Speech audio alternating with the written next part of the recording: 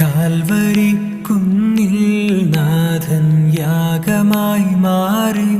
അന്നു കാൽനടയായി നാഥൻ മലമുകളേറി.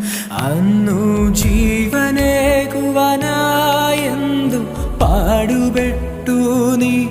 അന്നു ജീവനേകുവാനായെന്തു പാടുപെട്ടു നീ. എൻ്റെ ജീവനാ